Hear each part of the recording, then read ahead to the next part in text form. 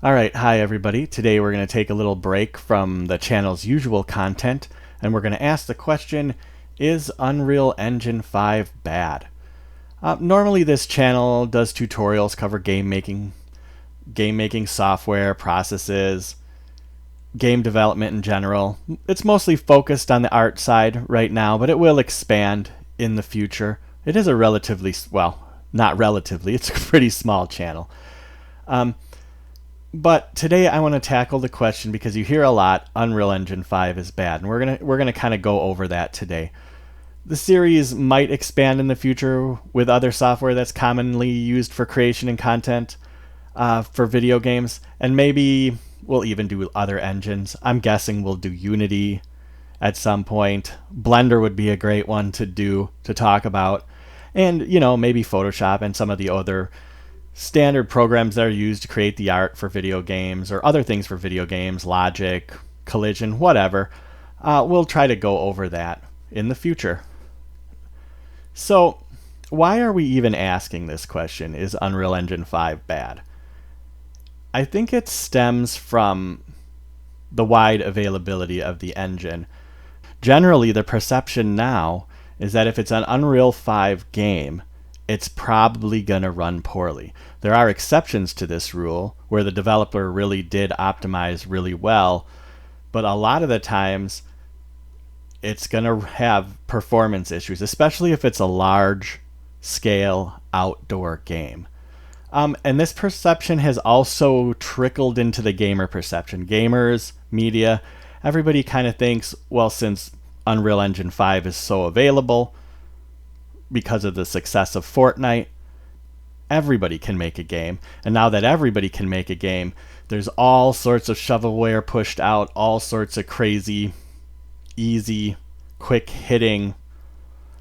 I don't want to necessarily say lazy, but there's all sorts of software being pushed out, games being pushed out from the whole spectrum. There are incredible Unreal 5 engine games, and there are terrible Unreal Engine 5 games. And it's kind of morphing into kind of what Unity was when Unity became a big thing.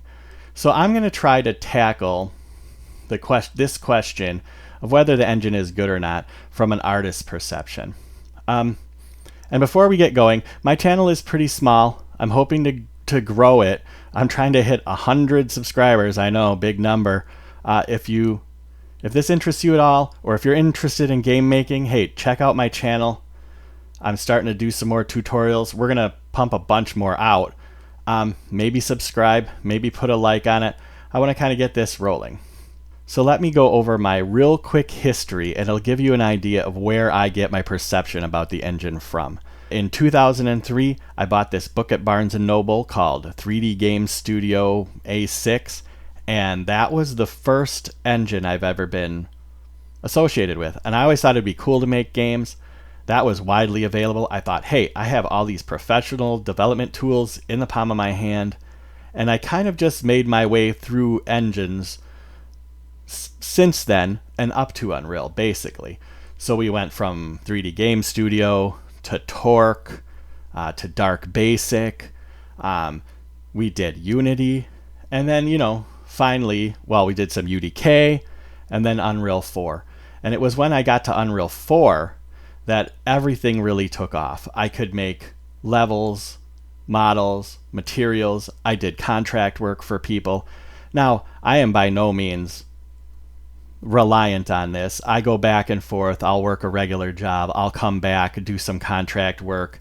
It's back and forth. I'm still in the starving artist phase, but it really excited me to make games in Unreal 4. I finally felt that I was getting the professional tools. A lot of the stuff earlier, you got some pretty neat stuff, but like for example with Game Studio, it's like, well, you had to pay like $50, and if you paid like a decent amount more money, you could unlock colored lights, and you're like, well, I mean, okay, that's a pretty cool feature, especially back then, but the professional tools and the game making tools, they were so much more advanced. There was so much more going on. Getting bump mapping working in a studio, in 3D Game Studio, it was a challenge. So when Unreal 4 came out, from an artist perspective, all of the things I've ever made, it's like, holy cow, I have shadows. I can bake lighting. Before I was trying to figure out fake ways of baking lighting or making my own way to bake lighting. And now it's like you have all of these things right in the palm of your hand. So I've done, I don't know if I want to say hundreds of different projects in Unreal 4, but I've done quite a few. My folder is full of them. At the time, I thought, hey, this is amazing. This is free. This is incredible. Before, it'd be hundreds of thousands of dollars to license UDK to use in your game. And now it's like just anybody can use it. That's really neat. So then I had a falling out with one of my last contracts, and it kind of turned me off to the whole game making thing. I've been struggling with contracts and getting enough money to actually survive. And I finally said, you know what? I'm done. I'm done. And I just went back to a 9-to-5. As time went on, the itch started to hit me again. And I noticed all this new Unreal 5 stuff. And I was like, oh, that's going to be neat. That's neat. But no, I'm done. So some stuff happened with my 9-to-5. And I decided, okay, I really do love making games and making game stuff. And that one bad contract isn't going to define my whole life. I'm going to give it one more shot. I'm going to boot up Unreal 5 and we're going to start working from scratch. Man, there's all these new exciting features and stuff. And what was my initial impression of Unreal 5? It was negative. And it was negative because of immediately you could see a very drastic dip in performance. When I loaded up just the basic level with the same graphics card that I had, of course now it had been years for Unreal 4, just with nothing going on in the basic level, I was getting pretty lousy frame rates. So I was like, well, I mean, we still have Lumen, we still have Nanite, so these features are really incredible. So I started playing around. I put in a couple boxes and I tried to watch the light as it reflected off of the red of like a box I put in and reflected off the ground, and realized, man, that's really impressive. But it just doesn't run well. And I think that's generally what the problem people have is like these new features of Unreal, they're very intensive performance-wise. They're incredible, don't get me wrong. Like before, when you had to do global illumination, you'd have to sit there and bake it for sometimes minutes, sometimes hours, depending on how large your level was. Now, you're getting real-time global illumination. That's pretty much instantaneous. Now you'll notice sometimes it takes Lumen a little time to adjust and figure it out, but that minuscule amount of time comparatively to how long it took to bake lighting before, and just the absolute increase in quality. So I guess you can kind of see where I'm going with my kind of general consensus of whether Unreal 5 is actually bad. Now, there was a lot of performance issues, and I noticed, and I don't really want to get too technical about like the real deep stuff, but like world position offset with like leaf card textures or any kind of transparency, performance was really taking a hit. And that's why when I look at these huge games that people make, like maybe the Oblivion remaster or whatever, I understand why they're struggling to keep it consistently running. And the other thing that was always confusing to me was it seems like Lumen and Nanite kind of fight each other. When they were introducing Nanite, Quixel they were really in bed with Quixel. I mean, they still are. And Quixel was making some levels for them and putting them together for demos. And the way they were putting their levels together, they were basically just smushing models together. All of their Megascans models, they were just crunching them all together, and it looked fantastic. But you can't, with Lumen, you can't really design it that way. Once you start smushing all those assets together, then Lumen has a harder time with it, and it starts becoming more of a screen space deal, and you kind of lose. You'll get more flickering. And that's the other thing too. The other thing I noticed is you can't. You have all these really fancy old Unreal projects that basically look real. If you try to take they're baked lighting, so it's not as fun from like a real-time gaming perspective, but like from a like visual perspective, when you were using those old reflection nodes and using that old lighting,